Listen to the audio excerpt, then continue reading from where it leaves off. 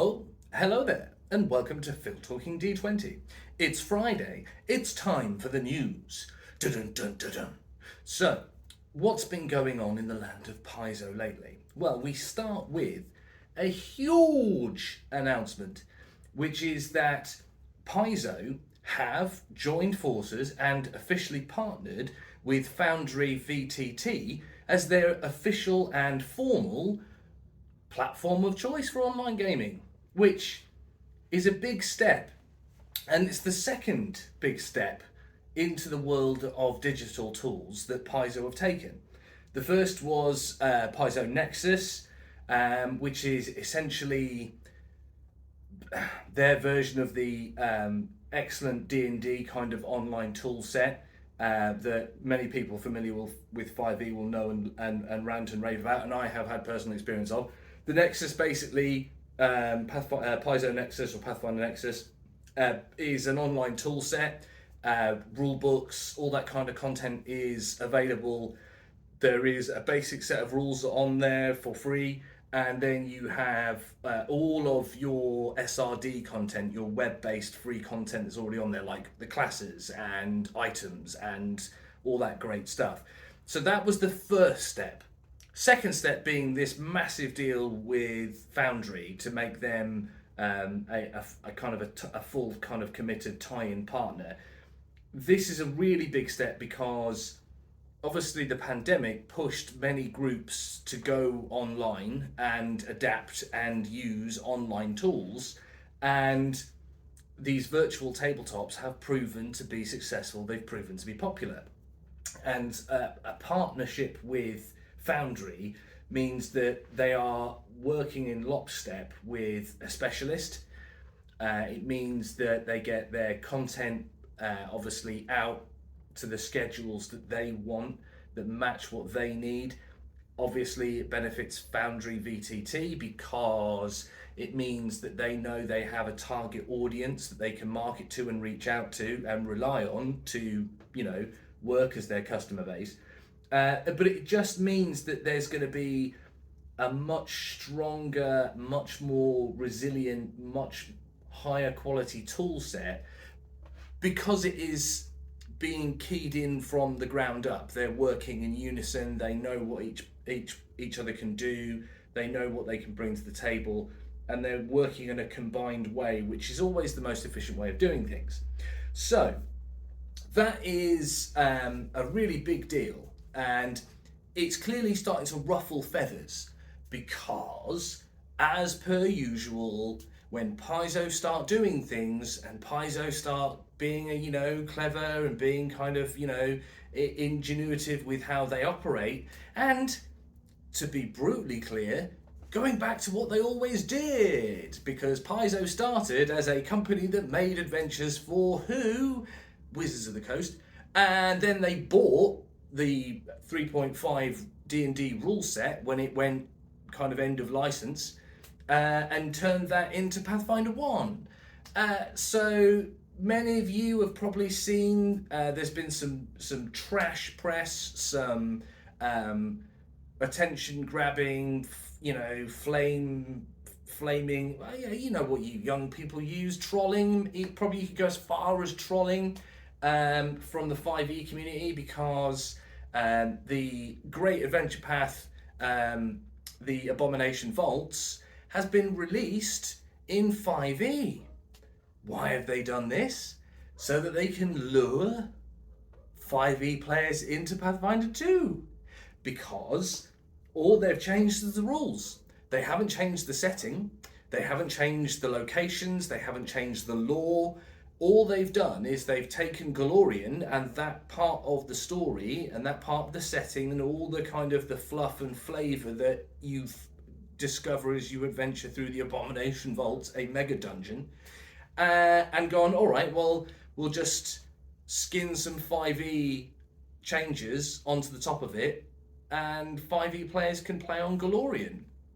Now, that obviously is concerning because Paizo are making money from Wizards of the Coast, because it's not Paizo customers that are buying that product and giving their money to Paizo.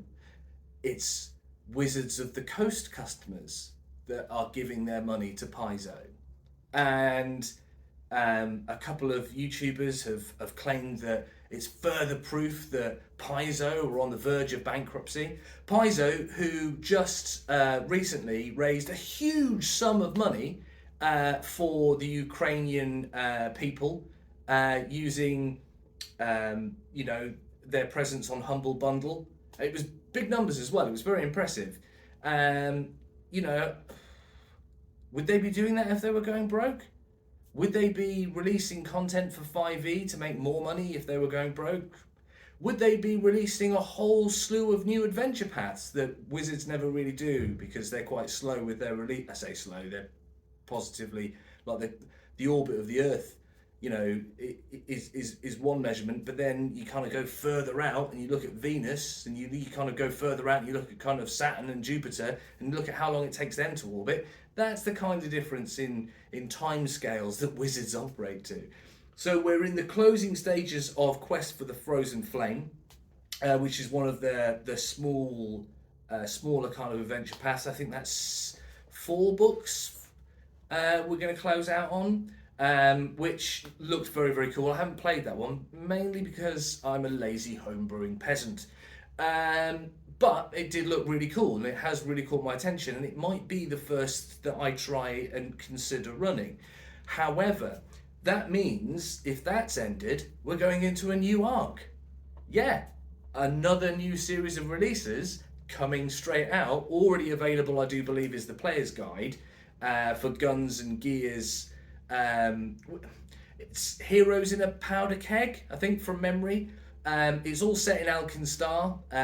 It's all based around the kind of the semi-Wild Westy, steampunky setting in the Manor Wastes, which, if you're more familiar with 5e than you are with the kind of Glorian world lore of Paizo and Pathfinder, is a little bit like what's the one I'm looking for, where you've got Warforged and you've got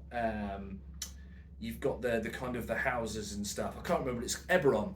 There you go. Came back to me. And you see, I know about both systems. Eberron. It's a little bit like Eberron. It's as close as I can get you in kind of D&D Wizards of the Coast parlance. So we're going into that adventure path. That's going to be another kind of 3-6 books roughly. That one has the potential for all kinds of awesome. And again, in terms of how they are moving their system forward, that's a non-stop train. We're about to hit Book of the Dead. That's coming out very shortly. My review on that is almost completely finished. So that's going to be coming out at some point in the next kind of couple of weeks. I've got dates that I have to work to because I was very generously given a review copy. I love it. I think it's fab. There's many reasons why. It's called the Book of the Dead. So it focuses on undead and options that may be available to players and games masters alike around the undead. Maybe there's a possibility that there are player options in this book, like they've been in all of the other books that have included things like archetypes and backgrounds. And maybe there's a whole slew of new player options. And I do believe we have seen in pretty much every other book, including the one I reviewed recently, which is the Absalom city at the centre of the world, which, big news, has got a Beadle Grim release. Now, Beadle Grim is something that's very familiar to 5e players. Beadle Grim are now doing content for Paizo. Does Paizo sound like it's going bust if it's doing work with a company that does high-end, expensive, premium content in the form of luxury box sets that involve maps and quest items and all sorts of kind of fancy gaming regalia for your sessions for a high price, I might add. But it's good quality content. There's some great unboxing reviews that are starting to drop for that Beadle and Grim Absalom City of Myths and Omens, or Lost Omens, I should say. I don't think it does sound like Paizo are going bust. Because why would Beadle and Grim partner with a company that was going bust to make high-end content to sell to a customer base that Beadle and Grim know is there? Because Beadle and Grim are a completely separate company, and they'll have done their research, and they'll have looked at Paizo and looked at Paizo's growing market share and gone, hey, there's money to be made there. Let's do products for them, because that's business. So I hate to be the guy who keeps stamping on 5e trolls, but I don't think Paizo's going bust. I think they're growing and becoming more successful. Hence all these new partnerships. So trolls and Muppets aside, fake news aside, Beadle and Grim, that content coming out is a big deal. It's the first of many. Jason Bullman has already kind of spoken on Twitter about kind of things that he really is excited about with kind of future content that he'd like to create with Beadle and Grim. He's very passionate about that. And obviously Jason Bullman is one of the main kind of guys at Paizo. So when he's kind of pushing out in that direction, it's going to happen. Now, let's backtrack slightly to the Book of the Dead and where I just jumped to, which was even in Absalom, City at the Centre of the World, this kind of book that's all about the city of Absalom. Great book. Check my review out. I'll put link thing on the video. It's normally, I think it's up there normally, isn't it? There we go. I'll say it's up there. Just there. Or it might be here. Or over there. Either way, it's popped up by now.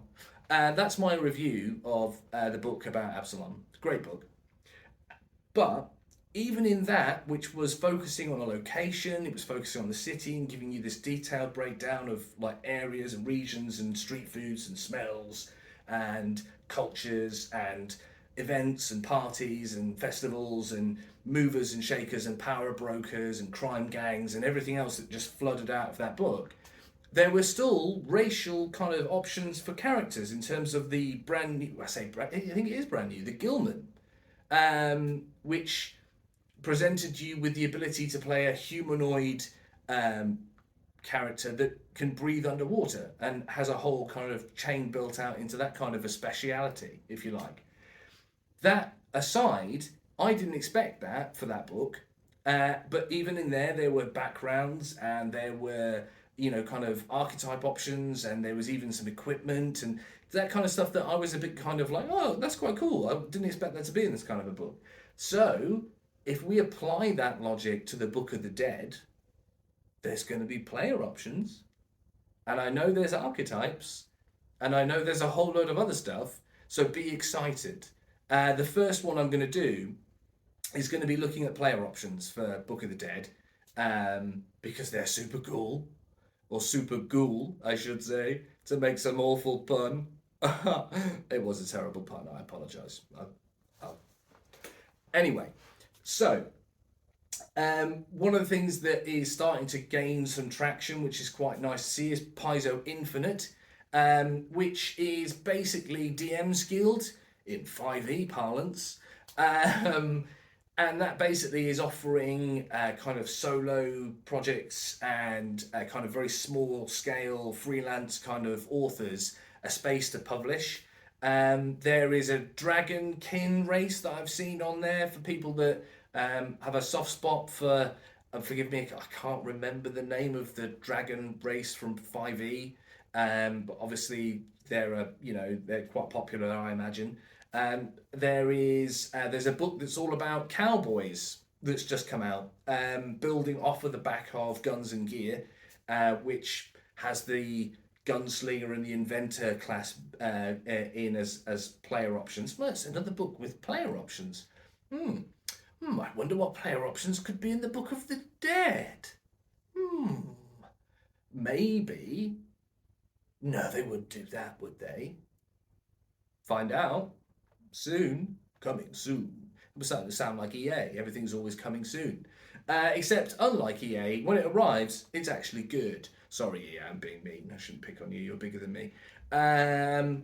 But looking at the steady kind of march of content that we've got coming up, this new adventure path, this obviously Heroes in a Powder Keg or whatever they're calling it, is all set around being this kind of freebooting, wronged by the villain, out for vengeance. Obviously, there is a kind of leaning towards the kind of in the artwork people who are gunslingers and inventors, because Alkenstar, the city that it's set in, is a very steam fantasy kind of cog punk setting.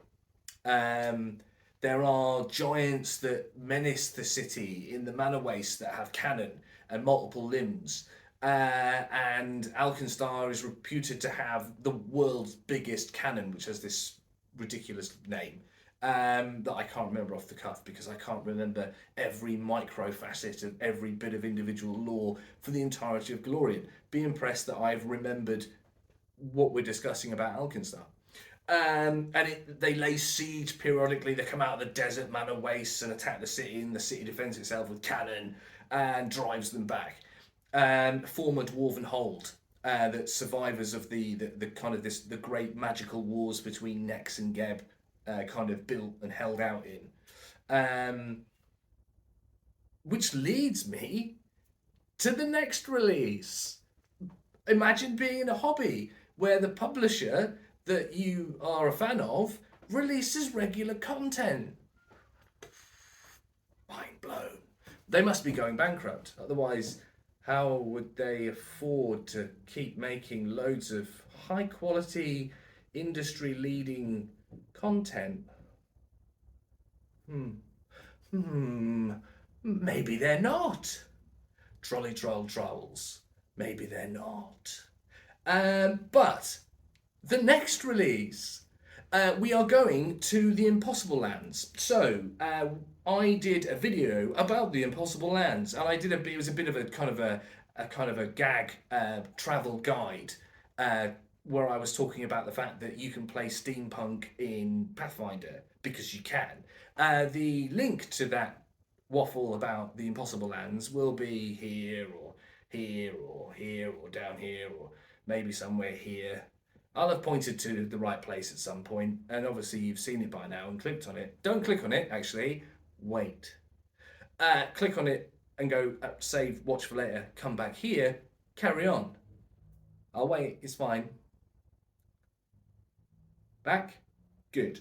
So, we've had the brilliant book about the Mwangi Expanse, which gave this kind of rich, detailed, kind of lore-focused overview of the Mwangi Expanse and the rich kind of cultures and the magic traditions that came out of that region. And just a home brewer's delight, because obviously they give you these wonderful kind of snippets and tidbits and plot hooks for players and GMs to kind of get excited about, and then go use to create the bedrock of a story. They're kind of like lore books. They're brilliant. I don't think 5e have got any explicit lore books like Paizo are releasing at the moment, which is they tend to roll that all into an AP, whereas Paizo do APs and they do lore books. Does that make sense? I was going to do another, maybe they're going bankrupt joke, but I can't be bothered. I've kind of flogged that horse. I think everyone's got the message by now. They're not. They're growing. And Wizards of the Coast are getting worried. Oh, put on some fake news. Tell people they're going bankrupt. Quick, tell some lies. Please tell some lies. Sad face. So, obviously, they're now taking this lore book series and they're going to the Impossible Lands, where you've got Nex and you've got Geb, which are these two kingdoms that are just magical as fuck. they're ruled by super mega nuclear powered mega wizards or sorcerers. One of them's like a mega nuclear death lich. The other one was basically a super sorcerer wizard god who's buggered off temporarily, possibly, in mysterious circumstances. And the super mega evil necromancer lich, I think because his major super villain that he's been fighting for like 1,000 years is buggered off. He's kind of like gone a mode because he's just like, no one understands me but him, and he's kind of on the down low. But you've literally got one of these kind of, I think it's Nex. Nex is literally, it's undead. The country, undead. It's not like, oh, we've got a bit of an undead problem in the crypt. It's like, oh, we've got a bit of a living person problem in the crypt. Um, it's brilliant. So that's one part, and then the other part is, I think, I'm pretty sure is Geb, and that's this just insanely super magical kingdom where just like everyone must be at least a level 1 sorcerer or wizard. And the whole society is built just around excessive magic. I mean, it's what they call the Impossible Lands because it's like super high fantasy. Um, I don't think they're pushing into science fantasy, but I think it's like really high powered. When you read the lore, when you read the fluff, even the little bit of fluff in the core rulebook for Pathfinder, that's right. You buy one book and it's got everything. Not you buy one book, you need another book. Did I say 2 books? No, 3 books. And one of them, the DMG, you'll never read. Because why? Um, Pathfinder, cool rulebook, quick explain away, has a section about world lore, has a section about kind of cultures, has a section about monsters that gives you like fluff and flavour on all of the different regions, alongside all the core rules, all of the core rules of the game, and all of the core player choices for the game. So you have everything in one book, and then all you need is the dungeon. Not the dungeon. Oh, you still need a dungeon master's guide, do you? No, you don't. The monsters manual, but you can get all the monsters online for free at the Paizo Pathfinder Nexus, where obviously you need to create an account, but it's free. And that gives you access to this massive SRD of content, or the classic first in, holding the line, current defending world title champion. You've got the Chronicles of Nethys, the Articles of Nethys, which is I suppose, the forerunner to the new platform. And again, all the classes, all the kind of the equipment and magical items, all that kind of stuff is all available for free in the SRD.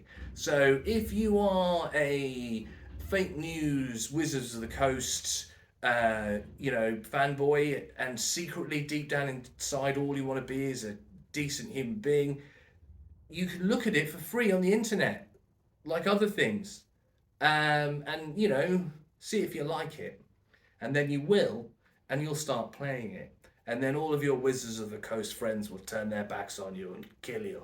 They won't do that. Maybe they will, but if they try, Matt Mercer and Jason Bullman will drive it through the wall of their house with machine guns. No, probably not. I'm going to keep that joke alive. I quite like the idea of Jason Bourne and Matt Mercer teaming up in some kind of ridiculous action movie where they attack people who are mean and trollish in the gaming online community.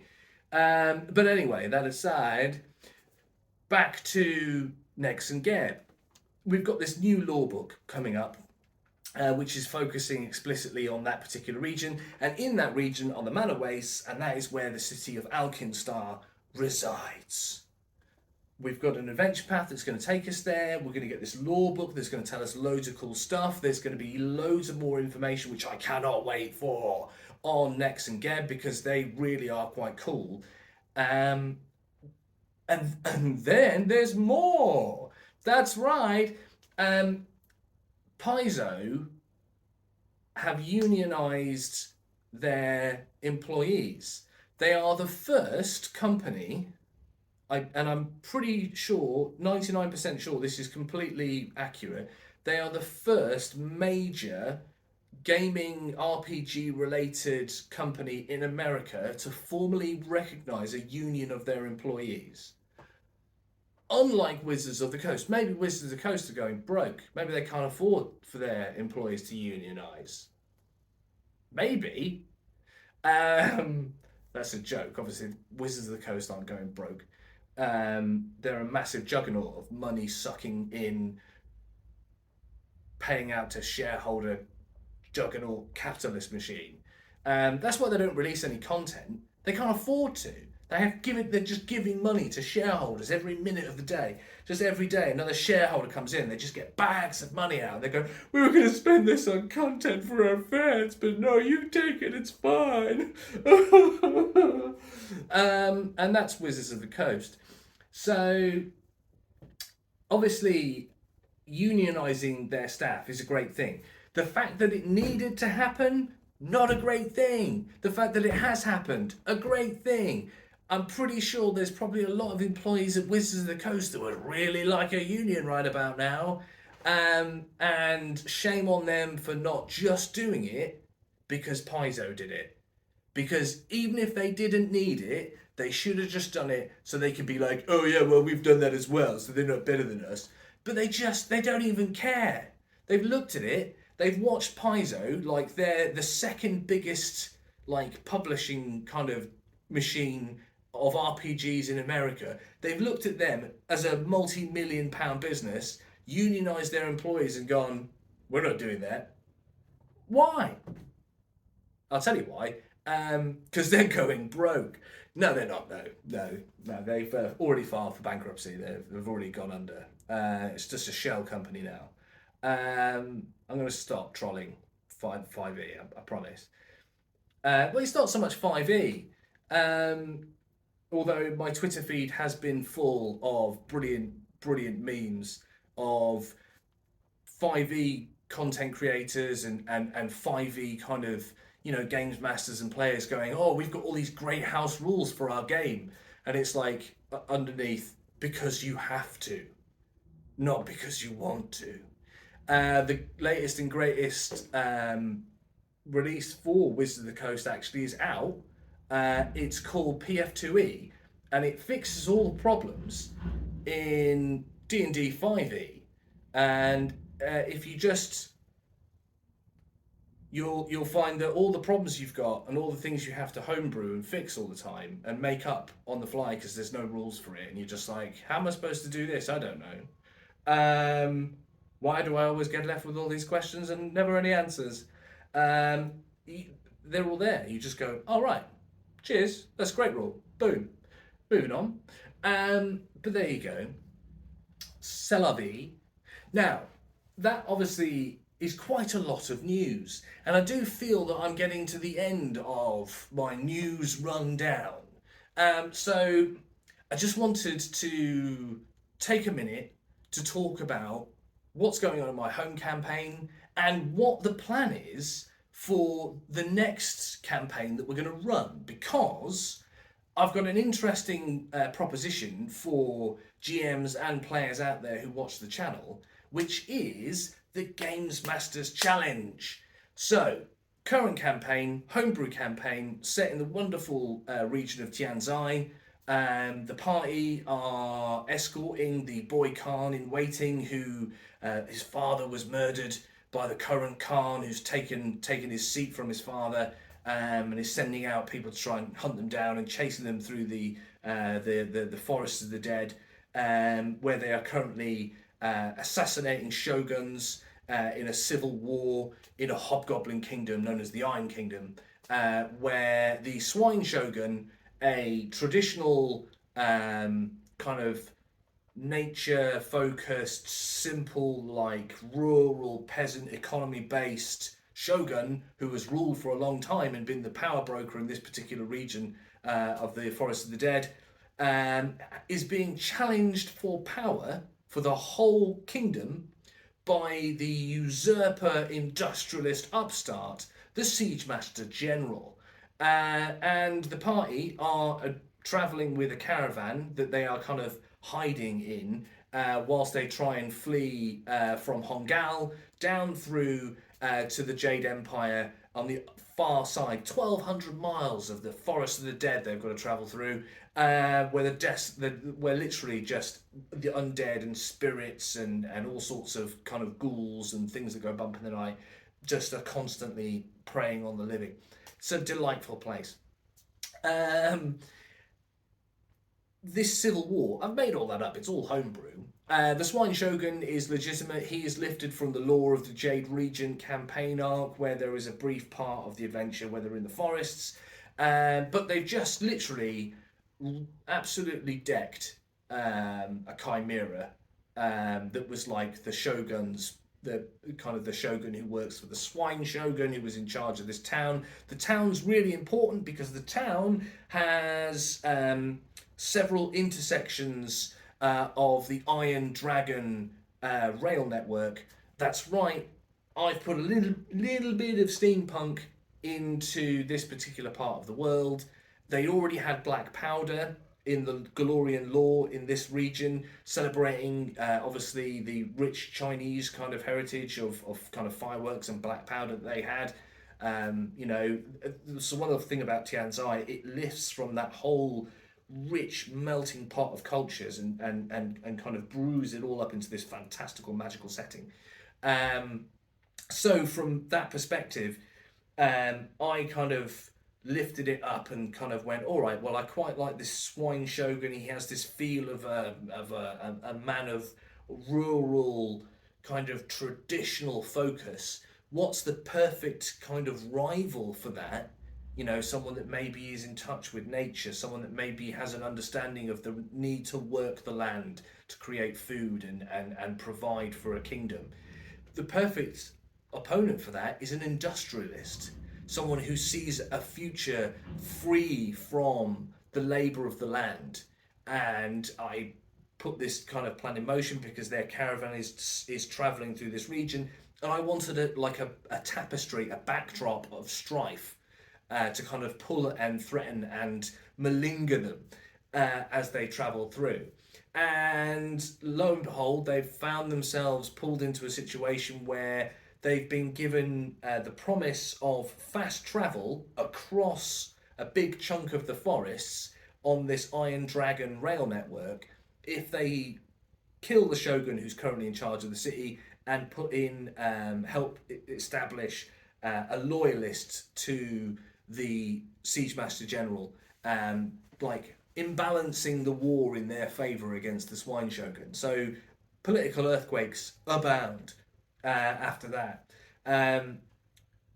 From there, that's where the campaign's going to carry on. I'm not going to talk about where it's going because obviously some of my players will watch the channel. I don't want to give them any spoilers, but that's kind of a rundown of where I'm at with the old homebrew campaign. Pretty sweet.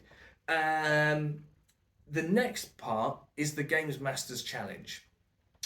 I am a forever GM. I have not had any real meaningful player time for a long time, a very long time, and it's very important, I think, to keep getting that back every so often.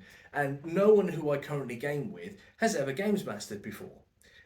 Some of them are quite experienced players, some of them are quite new to the hobby, but they've just never gone in and tried being a Games Master. So, having run the last handful of campaigns across a couple of different systems and a couple of different genres, I've decided that I'm definitely not running the next campaign. However, it's not fair for me to go, well, you've never run a game before, run a whole campaign. So the challenge is as follows. Every person who has not Games Mastered at your table has to run one session of their choice. So as the GM, that's basically what you decree. And as far as this goes, you just say, look, I'm a forever GM. I've run the last 3 campaigns. None of you have ever run a game before. So each one of you in turn is going to run one session. They don't have to be connected, although they can if they want to collaborate. They don't have to be in the setting that you're currently playing. If one of them has a real love for 5e or a real love for Pathfinder 2 or really wants to play, what is it? Is it Knives in the Dark? Is it something in the chat? There's there's a really cool one that has some really cool mechanics in it where you choose how much equipment you have, and it's like an amount, but it's not individual items, and it just gives you a system where you can Blades in the Dark. It's come back. Or they might want to run Cthulhu or whatever it might be, but all they have to do is plan and run one session, and then the next person has a go at running one session, and then the next person has a go at doing what they want to do in a session in a style that they want to do, in a setting that they want to run, in a system that they want to try, and it runs around the table until it gets back to you, who was the games master who established it. But then you have a chat and say, well, there's some unfinished business in your campaign and you seem to be having a good time. Do you want to have another go at running another session? And if they go, well, maybe in a couple of weeks' time, but someone else goes, well, actually, I definitely want another go because I don't think I did very well the first time, or I just really loved it and I want another go.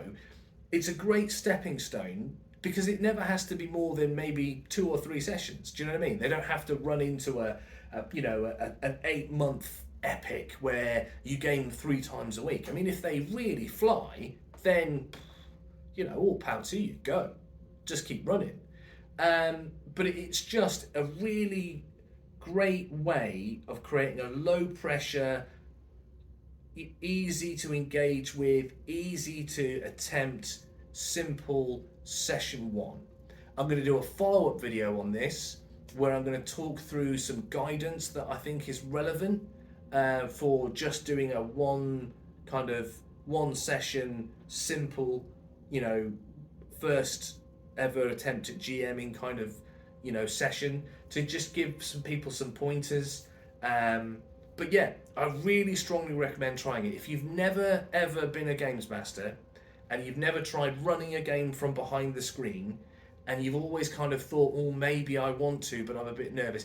People tell me all the time that they're really, and you see it on Twitter and Reddit, they tie themselves up in knots about the pressure, the Matt Mercer pressure of being like a games master god like Matt Mercer, who occasionally will float down from heaven and run a Critical Role campaign before he floats back up to live on his cloud as he surveys us from his great height. But even he feels the pressure of being a games master, probably because we all pile it on him as well. But it's just not that big a deal. Chill out. It feels and sounds and people build it up to be this immense responsibility and this arduous, terrifying process, but it just isn't. It's great fun, and you're gonna make some mistakes, you're gonna struggle, you're gonna kind of go, oh, I don't know how to do that, or I don't know what to do. But you do that with everything. Do you know what I mean? No, Messi, Lionel Messi, the footballer, right? When he was 4, I could beat him in a game of football. Obviously, me now, I mean, not when I was also 4, because he was probably still better at football than me when I was 4. But he learned and became infinitely better at football than me. This is just how it works. So if you're thinking about it, if you sat on the fence, this is a great way of having minimum stress, low demand, high impact, shared experience, because there's probably going to be other people at your table that haven't done it either, who are also going to have to go through the same process in short succession, because one session, then it might be them, then it might be the next person.